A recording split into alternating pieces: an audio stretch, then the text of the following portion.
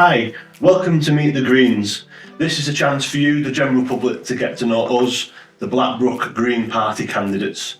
Hosting this kind of podcast, I suppose, my name is Daniel Thomas, and I was the general election candidate for the Green Party in 2024, and I am standing as a Blackbrook candidate, and I would like to introduce my two colleagues.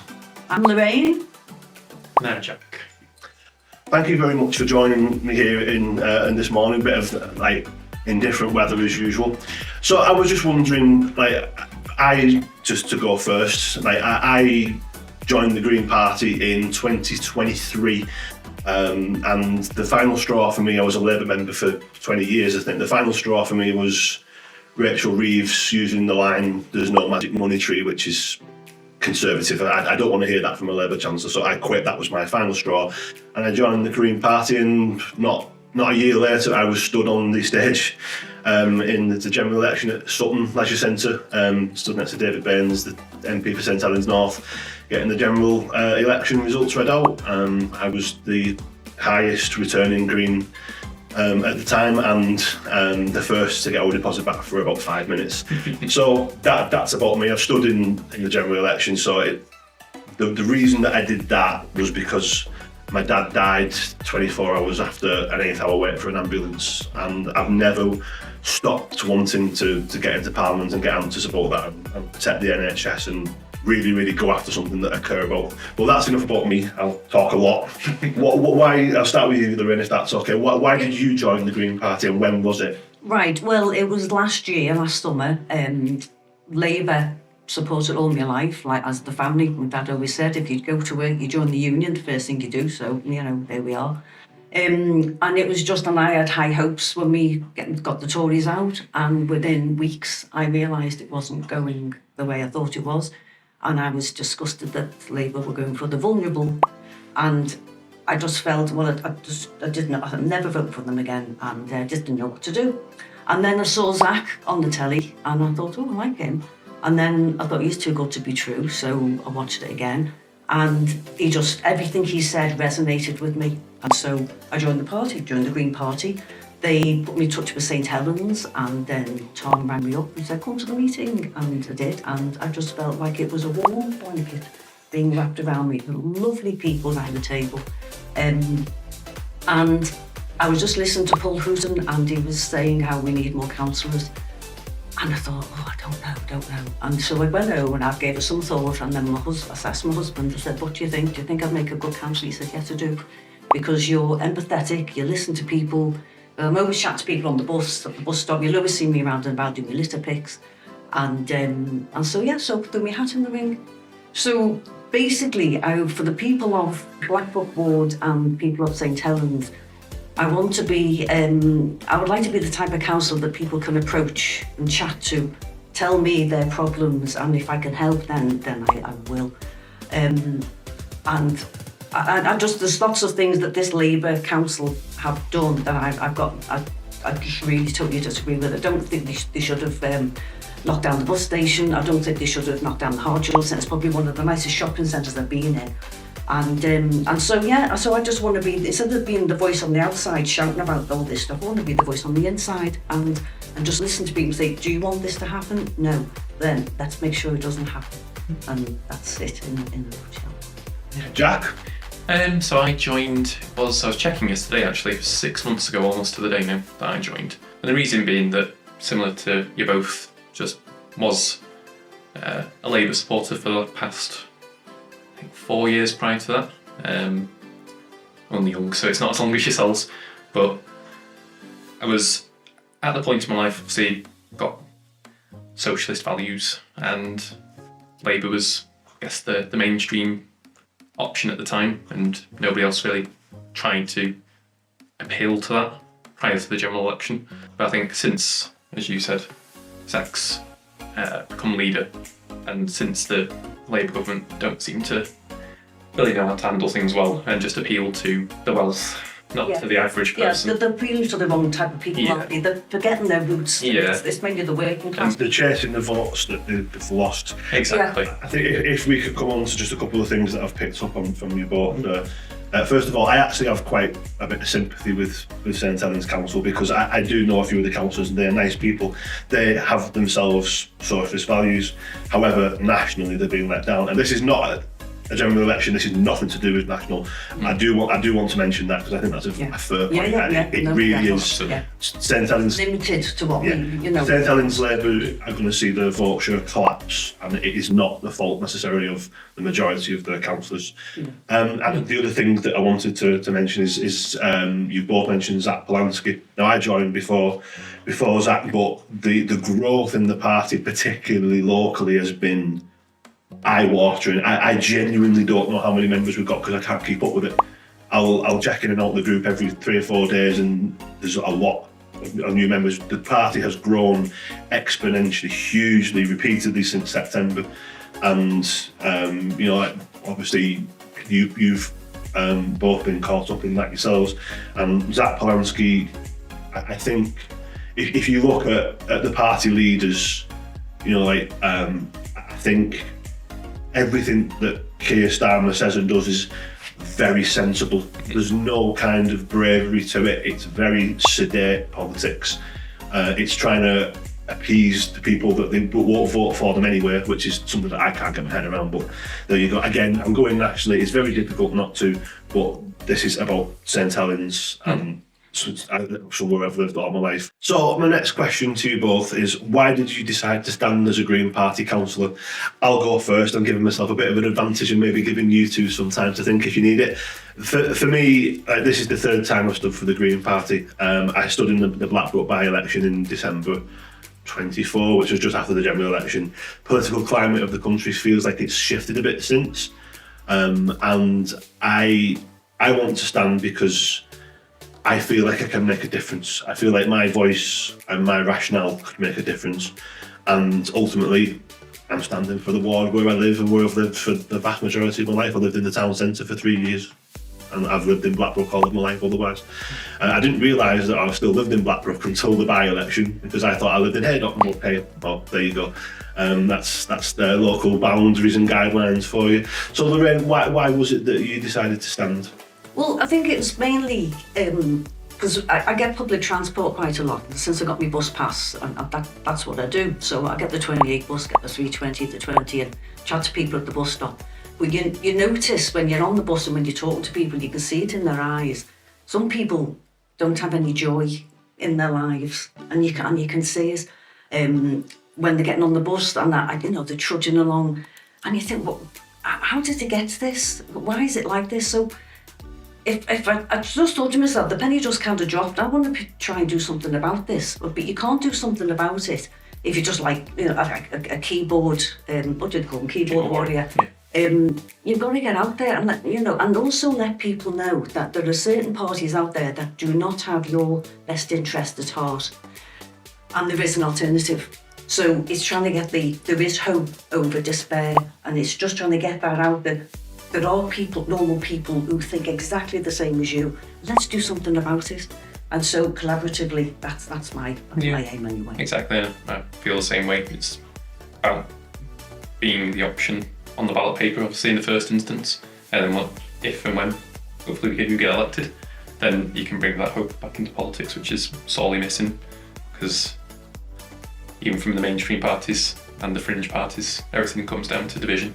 Yeah. And we want to be that guiding light and, a better alternative. No, very well said. I agree with that, yeah. To what seems to be going on at the moment, and putting people to account for the bad decisions that have been made so far. Because a lot of just politics at the moment is just focusing on the wrong things and just letting the little people in society, or people that feel like they're disregarded, they need a voice. It's just average people that need to do that, like ourselves. Totally agree. Yeah, I think you're spot on. I think you've both picked up on something there that I wanted to say. Like, this is my hometown. I've lived here all of my life, and there is so little hope in this town. People don't realise that St Helens is a very poor town. There is so much inequality and poverty in places in the town. It's been left behind. Now, there'll be different theories for that. I think the whole country has been left behind personally since 2010, which is the austerity era, without wanting to make it sound like wrestling. You know, that is the trigger point, and the town has not moved. When I was unemployed briefly a couple of years ago, I was terrified because there's no jobs here. It just feels like there's no hope in the town. So I think Lorraine's very right about that. I can appreciate what you're saying as well about no jobs here, because even someone younger working age like myself, who's not long out of uni, the only jobs I can get, and currently do have, are outside the town. So I have to make long journeys in itself, which just adds to the lack of, money at the end of the month that you can get anyway, because if you got something locally, it's probably not as good of a job, unfortunately. That's very true. But if you go further afield, then you're spending more on travel, whether that's petrol or trains or buses, then you're in a catch-22 regardless. So yeah, I have to have a blood pressure spike every time I go to work because I work in Warrington, and I drive. So the traffic is always catastrophic in Warrington. So as kind of candidates, what is it that you want to achieve? For me, it's about, like, obviously the leader of the council is in Blackbrook, and he has other things to do apart from represent Blackbrook. He's got a lot on his plate. For me, like, I want to be someone who raises issues, because it's not lip service this, and I said this on our leaflet. I should have brought a copy, would have looked much better if I had. I said on the leaflet, it's not lip service. I genuinely care about where I live, because it's where I live. So that's not just a pothole. That's a pothole that I have to drive around or drive through or drive over. So in terms of what I want to achieve, I want to be someone who says, this is my ward, fix that pothole, and don't fix it for 6 months, fix it properly. So, you can tell probably by the way I'm speaking and raising my voice, this is something that gets on my nerves. It's a lot of waste, and like Chain Lane is, I know you're not from the area, Jack, but like Chain Lane, everyone knows Chain Lane because number one, it's like the big one because of all the speed bumps like that, and the road continually is in a state of disrepair. It's like whack-a-mole. Fix one pothole, 2 more spring up, and that's what we're dealing with. So that's what I want to achieve. Again, I've talked too much. Lorraine. Yeah. There's just a couple of things that I'm really keen on sorting out, well, maybe 3. Litter and fly tipping are one of my bugbears. So I just can't understand how people can walk around it or drop it in the first place. So I would like to try and tackle it from that end. I do go out myself doing my litter picks, trying to encourage people. It's not a loony thing to do. I actually care about where I live, and I want it to look neat and tidy. I'm also more coming from the environmental side of things, because I'm very into biodiversity and ecology. I want to see more trees, and I want to see more hedges replacing fences as a go-to. Preserving wildlife areas and deliberately letting wildlife areas grow wild for the birds and nature. So you don't have to feed the birds then, because the natural food is there for them. And another one that really gets me mad is seeing empty houses boarded up, because you're looking at them and you're thinking that could be a lovely home for somebody. You've got people living on the streets, you've got people who are living in temporary accommodation, and you think they could be making a home there with the right sort of help. And so I would like to try and, whether it's a road landlord, whether it's just the rent's too high, why is this house boarded up? And try and work more maybe with tourists. I'm not too sure what the relationship is with tourists and the council, because they take over it's a social housing, isn't it? If and I'm I don't correct, know what they're like as a landlord, whether or not they're... If I'm correct, the council outsourced it to them. I may be mistaken with that, and that will be fact-checking. I'd like to try, because I haven't had any bad things said about tourists, so that's great if we can try and work with them. And if they haven't got the money to buy this house is boarded up, well, let's try and collaborate with them and get it so that we can get people in. And then they have to, I think things gather legs from then. If somebody's got their own little space then, and their own little outside space, I think the rest just follows. Exactly. They'll have a little bit of joy. Yeah, and I think for me, things I want to focus on are public transport. Being a bit of a transport nerd myself, I know all too well that the bus services in the Blackbrook area and into Haydock, where the ward sits, there's some fairly decent connections, but it could be more frequent. it could be better, certainly for some of the estates in the area. It's been decimated over the years. Yeah. It used to be very frequent, and the bus services into the area have been Yeah. decimated. I think from the 320 going through to Yeah. If you live on that main street, you know, you're sorted, I guess. But everybody that lives a bit off that has a mobility issue and maybe can't afford a car, or can't afford to take taxis all the time, or they like to socialise on the bus, and see their friends while they're going into town.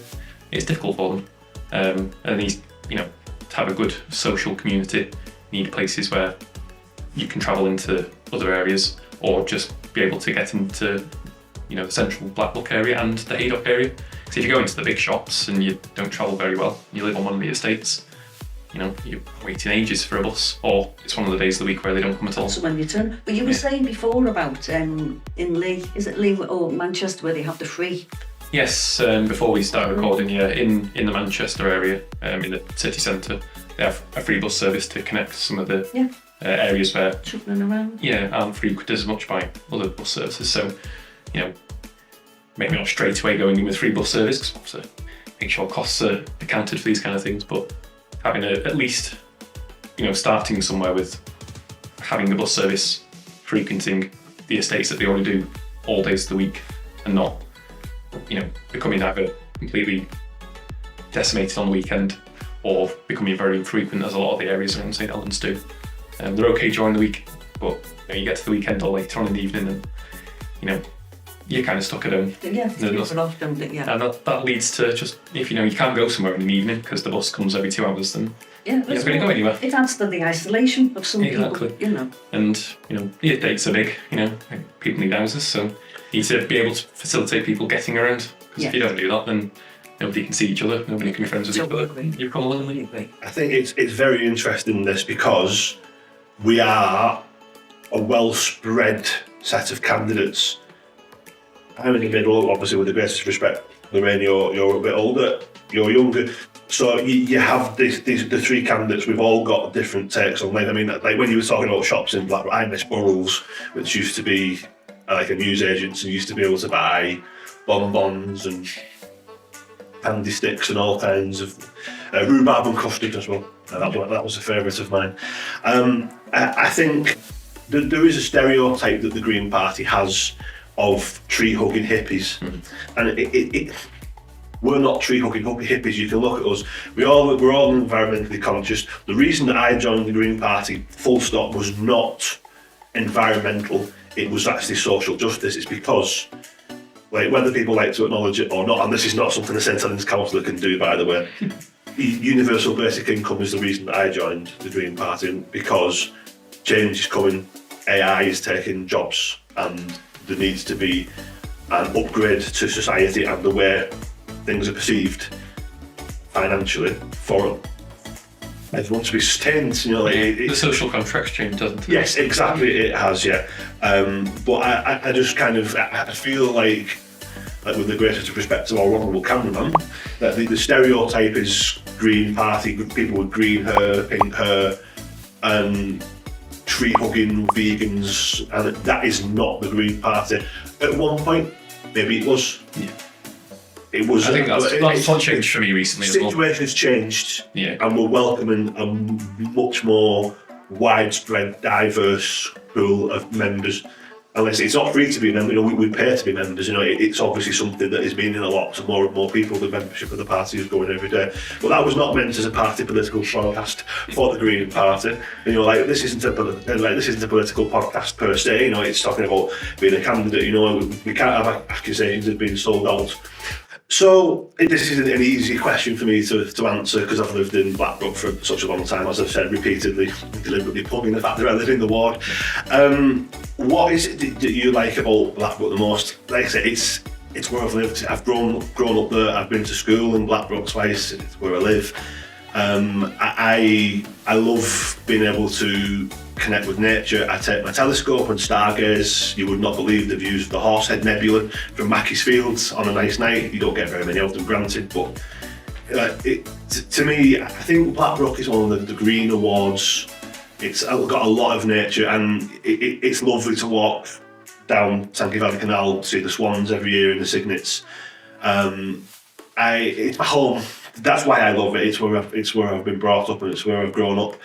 I'm going to open that question up to yourselves. I know you've lived in Blackbrook for a number of years now, Lorraine. Yeah. We moved here about 4.5 years ago from Liverpool. Lived in Bootle for 20 years. That's where Keith's from, my husband. And when we were house hunting, we just drove into O'Sullivan Crescent, and I just loved the trees. I loved the driving into it, and I thought, I just felt so that this feels comfortable.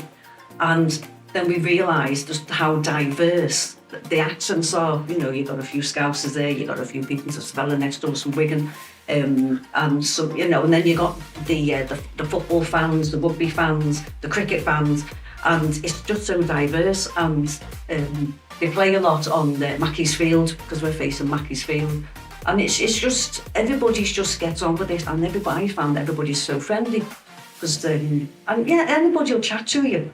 And I just think it's a lovely place to live, and it is quite central to getting whether or not I want to go to Wigan. It's 3:20 bus is dead handy, and into St Helens, I just like the area. You know, I want to preserve it. I can see it starting to slide down, and I'm trying to nip that in the bud if we can. I think as a non-Blackbrook resident, which obviously putting that elephant out of the room, acknowledging that elephant in the room even, getting that all mixed up. We're not too far away. No, I don't need to talk about me like that. You're skipping the jump from it. No, I live down the street in Town Centre Ward, technically, but it connects quite well because I'm quite a frequent visitor to the aforementioned Sankey Valley Park area. Walk down there quite regularly. I've done since we moved to the area about 3 years ago now. It's one of all the, as you mentioned, there are quite a lot of green areas in and around St Helens. You know, it's not far to go before you reach some sort of park or large open area. That particular bit with the swans and the walk between there and the train viaduct up near the lake. And you beautiful can parts. in the opposite Exactly, direction. down that way as well. Either way, it's lovely, isn't it? It's a frequent spot for me to walk, and protecting those kind of green spaces, but also, you know, as you mentioned, a very diverse group of residents that live in the area. I just know Really nice area. Yeah, exactly. I think one thing I'm going to say for you, Jack, is, you know, if people start saying, you know, like, why are you standing in Blackbrook? It's not an easy seat to win this. This is against the leader of the council, who I've got a lot of respect for. I've got a lot of respect for Anthony Burns. You know, it's not an easy ward for you to come in and try. It's not a slam dunk council seat for you to be parachuted into.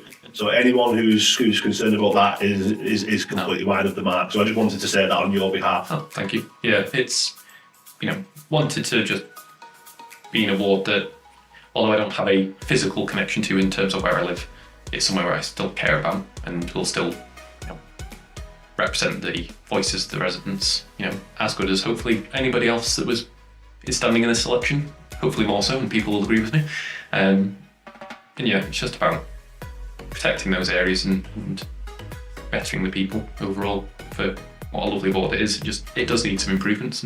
And it is, we were saying that in the car as well, weren't we? That developers look on a patch of green land in a totally different way to anybody else does. You look on a patch of green land, isn't that lovely? But they're thinking, oh, I can build on that. Yeah, you might think of it as a great stargazing spot, whereas a rowdy developer might think, I can make some big bucks out of this and not really protect the environment all too much. Which there's some beautiful parts of the ward to keep that.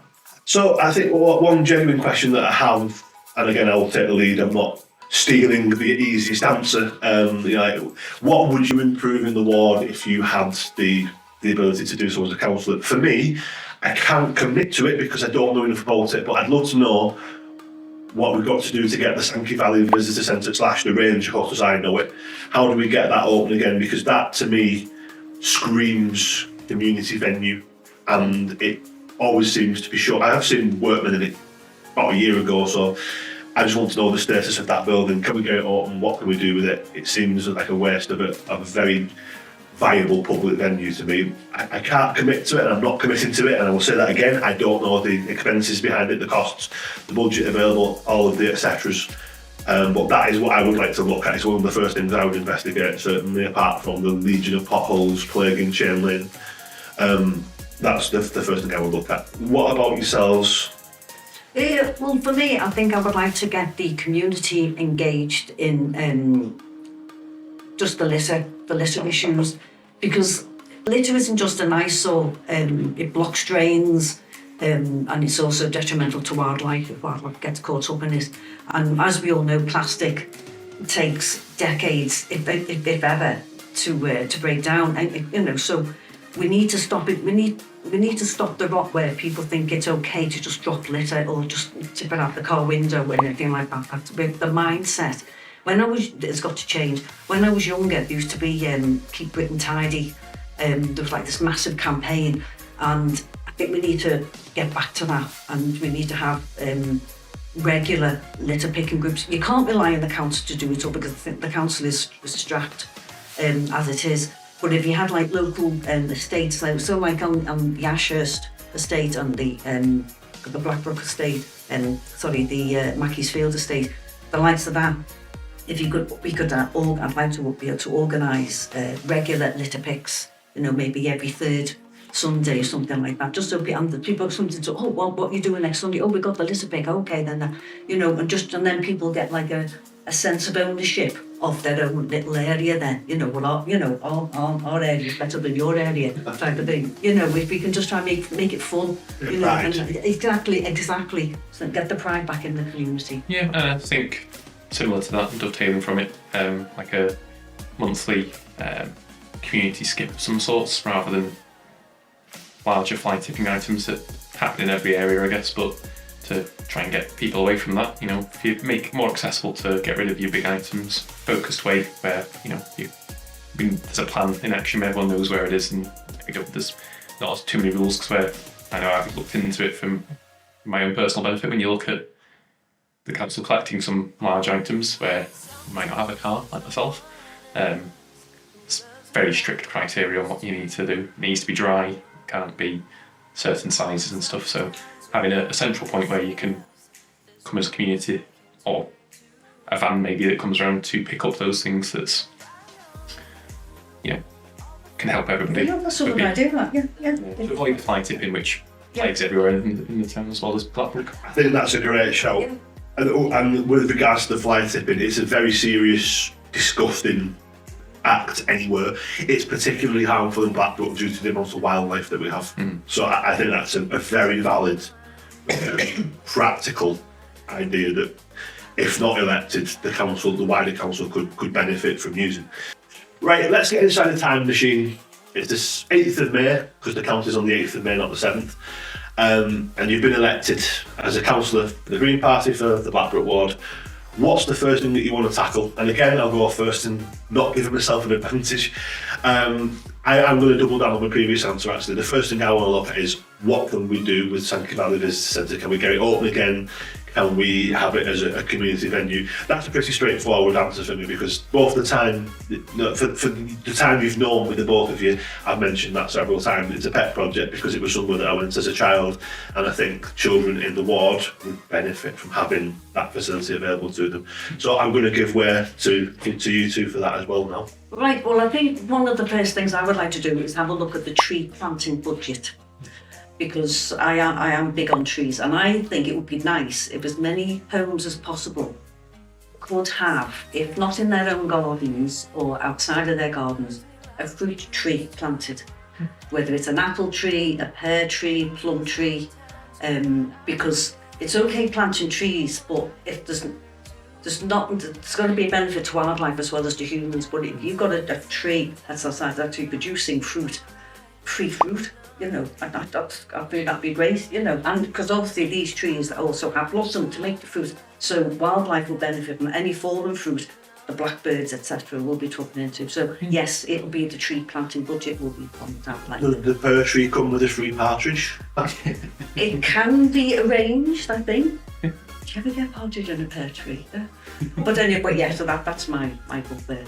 And for me, going back to something I mentioned earlier, would be buses, and making sure that the local authorities, or the wider Liverpool region authorities, plans for the upcoming change in our main provider from Arriva to Stagecoach goes through well, and there's nothing missed in terms of, you know, forgotten areas, particularly Blackbrook, of course, but then also making sure that we hold them to account to make sure that when we get the new service and leading up to that point, and hopefully prior to that point as well, we make sure there's provisions in place to keep what we've got, and then also look forward to improve the services that certainly are missing at the moment.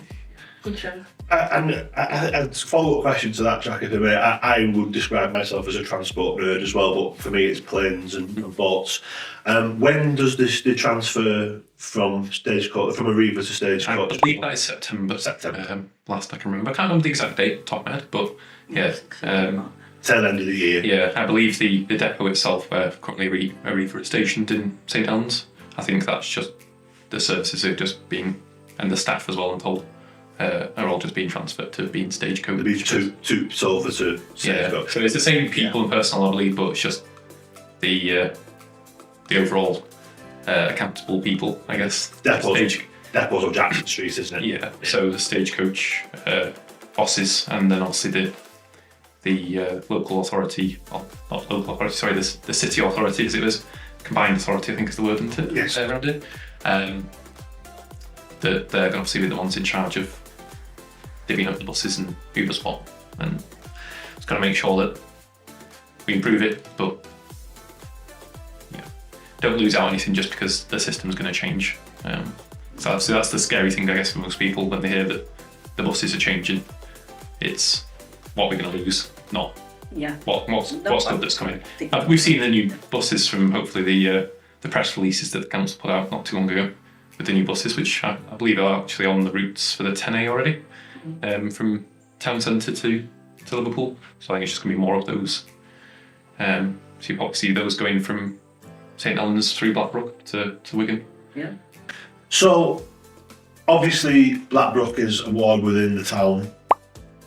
Like, what if you could make one improvement to how the council does something in general? What would it be? Now, I remember when the recycling system was first wheeled out. I've never liked it.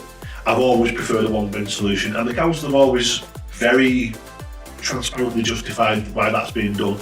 They've given costings and they've defended it robustly, and that's fine. Personally, I think that there is a correlation between increased amounts of rubbish blowing around and the recycling system being introduced. And I'm not blaming anyone for that. I just think that paper bag, like plastic bags, blow over and blow stuff out. I think it's just I see that all the physics. time. And even in my area, Yeah.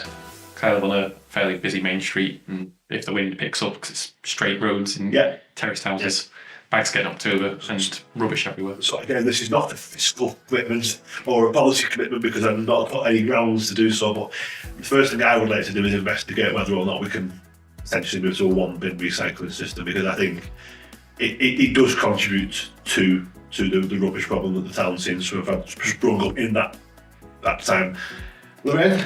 Right, well, I think one of the key things for me with being the city centre is to reintroduce seating inside the shopping centres. One resident told me that once upon a time there used to be seats in Hardshaw Centre, and the granddad used to go sit down while the grandmother was shopping, and then they took the seats out, and so he stopped going. And I thought, well, that was I just thought that was awful.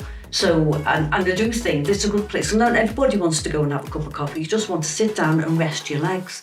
So I would definitely like in the Church Square shopping centre and also St Mary's Market, or any indoor shopping area, just have some little benches where people sit down and just rest their legs. That's the key thing that I'm going to be aiming for. Yeah, and I think, again, not too dissimilar, but with the shopping centres themselves, I'm sure we've all noticed if we've been to the town centre how dilapidated some of the areas have become just because of the exodus of some quite major shops, and nothing really to replace it.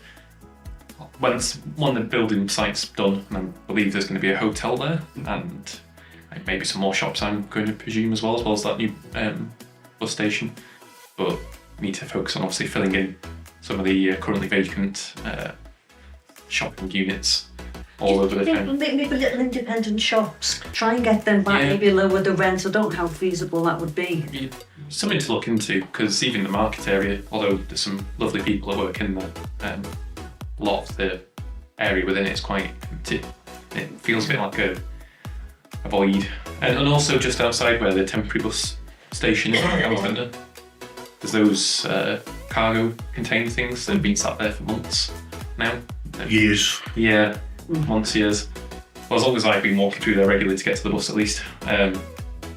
Just a bit of a blight, isn't it? Just the empty shops, big empty spaces, especially in the market. Yeah. You go through that main entrance, it's just emptiness. It's got to be used. Yeah, They've got even to if do it's something. some benches or just some tables for people to socialise in. Yeah, a little play area for the kiddies. You know. Yeah, just something that. You've got to use your Yeah, imagination. as if we're, people in Blackbrook needing to come to the town centre to do some shopping every single day, there's less and less to choose from. I think now Yeah. Select's disappeared recently. The other major clothing shop whose name is escaping me that was also in town Got centre. new look. Yeah. New Look's the only one I think that is left now Oh, of that's still an there. actual chain shop that sells new clothes. Obviously, there's lots of quite nice small charity shops where you can get your clothes from, but if you want something new, I think you've only got New Look now in the town centre that I think is a clothing shop. Feel free to correct me if anyone in the comments might be listening to this, but that and I'm not buying as much these days no, as I used to. there's not much. Like, if you do want to go to the town centre and be social in our town, not just in Blackbrook, there's less and less to do. There's got to be something that people Yeah. want to go for in the first place. Yeah. So there's nothing there for them to go for. They'll think, oh, Yeah. may as well go to Manchester, or may as well just go on the train and go to Liverpool. Or go on the bus and go to Wigan if you Yeah, Blackbrook. exactly. There's all those places There's got instead. to be something that's going to draw people there, that's going to make them want to come into the city Yeah. centre. Every day you can buy less and less. Sounds like a cover by the Kaiser Chiefs. I think one thing that I want to pick up on that Lorraine has mentioned, but when I was a kid, there was like the hard short end had loads of seating and it had the kid eating snake. You have to be of a certain age to remember, but it's quite often on nostalgia pages. Look, the town centre experience is different now, but you've both touched on things like you mentioned rent, and again, this is not a fiscal commitment. There's a lot of complaints about town centre rent, like shop rental prices, and in the current and financial predicament we find ourselves in as a nation, as a planet, the idea of cutting revenues might seem like a bad idea, but speculate to accumulate, get more people into the shops, get footfall in. And I know, and this is not something that I could handle as a ward councillor for Blackbrook, but a lot of the town centre people have been really, really badly impacted by the building works. They've lost a lot of footfall. People think, oh, it's not open. There's been a lot of those shops on near the Millennium. There's tending a walking centre that I've had a lot of problems with. So I think that is something that the council need to look at. The new council, which is only a month away now, need to look at as a priority about how we can support that as well. But that, as Blackbrook Council, is not something that we could directly. So it's something to raise and Certainly things in the town centre affect everybody, because if people aren't travelling to the town centre, I know. it all emanates from there. So if the town centre's not bustling with activity, then neither are the outlying towns. Everyone's going to go somewhere else. Absolutely correct. Completely agree. The next question is, change is coming, and I've said this on the leaflet, and I don't mean that as a Game of Thrones kind of parody. Change is coming. Two-party politics is not a thing anymore. There is going to be a schism on this council. There will be some Green councillors, hopefully more. Obviously, we've got some fantastic councillors, particularly in Haydock. We have us on the left, and we're going to have other councillors who will win in respective wards on the complete opposite end of the spectrum. We will probably agree only on proportional representation, which is not an issue for St Helens Council. I think, I was just wondering if you've got any ideas about how we're going to address that, because there is going to be a divide. There is not going to be broad agreement on quite a few things. What I am going to do, and what every councillor should do, is act as an adult. I miss the days where you could debate people, where you could have a point of view about an issue, and you'll be on one side and the person that you're debating with will be on the other. You might have some compromises, but you're fundamentally opposed and you cannot agree. But that's okay. That's life. That's democracy. You can debate that. That's what I want, to be able to debate things and discuss things like an adult, and not start having a screeching competition across the town hall. And I think that's very important. That's something that I will certainly pledge here and now, if elected. I will act like an adult. People have got different viewpoints. I will almost certainly fundamentally, vehemently disagree with a lot of viewpoints on things, but we can work together. We're going to have to, because the council is not going to be a Labour majority this time. There are going to be changes. Labour's vote share is going to collapse, and I'm not saying that. Well, I'm not saying confidently here and now we're going to win, but Labour's vote share is going to get hit from both the left and the right because of the failings of the National Party. I can't talk. Is St Helens Council perfect? No. Are they going to be let down by the National Party and the National Party stance on things? You bet they are. So I do think we're going to see a wider range across the council this time. I've talked too much. What do you both think about? I think collaboration is key, and I would like to think that we all want the same thing for the people of St Helens and the surrounding areas, irrespective of whatever political background you've got.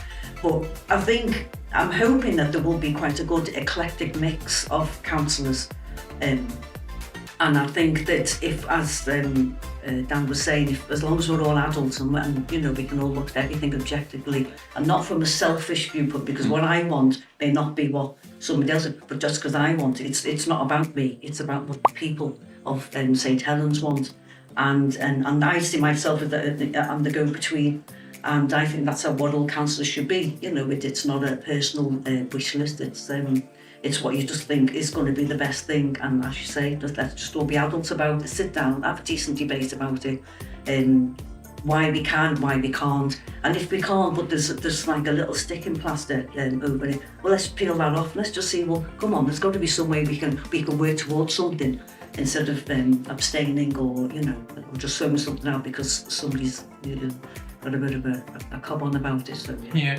and it's the same with the electorate as well. Like, at the point that the election happens, and if, let's say, all three of us were to be elected, or a mixture of us, if things came to pass, then there'll be still, I guess, for most elections, there is a majority of people that don't vote for you, as the candidates, as the constituents even themselves, and it's, you've got to still speak on their behalf and to raise the issues which the other councillors that are, might not be in the Green Party get elected will be speaking for their constituents the same way. So the same way you'd have to meet in the middle with the ideas of the other councillors who may or may not get elected from other parties, then it's the same way you've just got to represent the ward as a whole, because if you get in with 30% of the vote share, there's still 60% and more of people that didn't vote for you across all the party spectrums.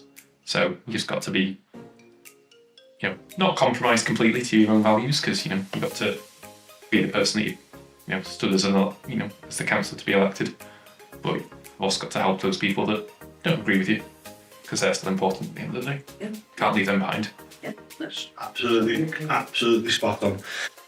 And just to bring things to a close, the election is on the 7th of May. The 8th of May date that I mentioned was the count. So the election is the 7th of May, May the 7th, the 7th day of the 5th month of the year 2026. So instead of wasting time, I think it's time for us to talk about what we want to do. We don't want to spend any more time clucking around like a decapitated feathered fowl. We're going to get on with it today, now, pronto. We need to stop wasting time and get on with the very busy business of an election. And I will now stop making a terrible joke. I think, why should people vote for us? We are a collective three. You don't have to vote for all in one go. But why do you think people should vote for you? I think for me, if you live in Blackbrook, your business is my business, because, as I said at the start, these are my potholes too. These are the potholes that I have to avoid for my car. The pavements that need work, they're my pavements that I can fall on my backside over as well. I think maintenance and general upkeep of my ward, that's my business too, because I live there. You know, like if people want to build unsightly things in wrong places and not work on basics like infrastructure, doctors, schools, that affects me too. So that's why I want you to vote for me, because I live in Blackbrook. It's my place and I want to protect it and better it and uplift it along with the whole town. Well, for me, I just want to try and get the message out there to you're going to be voting for hope over despair. And if you want to help us to help make good things happen, then vote Green. Yeah, I couldn't agree more. It's just the platform that other parties, not naming any of them, and there are a variety of them, of course, a lot of them don't do things the way we would do. And that's based on social mobility and helping people from the bottom upwards, rather than a lot of the time lining the pockets of people that have influence around them already. And if you don't want to be left behind, then it's going to have to be a vote for Green, because I don't feel like the other parties, although there's some good people within them, overall they don't care as much as we do. I don't see them out litter picking as much. I don't see them going out, campaigning as fairly and equally as we all do, and try and represent everybody from a broad spectrum. Just try and help everybody. I think that's the thing we need to focus on. Right, well, that's been Meet the Greens. Are there any more episodes coming up? Who knows? And if you want to join the Green Party, you can do so. You can join online from as little as £5 a month if you so wish, and you too can join a growing movement that is making a real change throughout the country, giving people something to believe in. Like the party's recent political broadcast was "Make hope normal again," and that's something that really resonates with me. But on to the more important business of Blackbrook, 7th of May. Hopefully we'll see you out there. Excellent. Sorry about that last couple of seconds there. Yeah.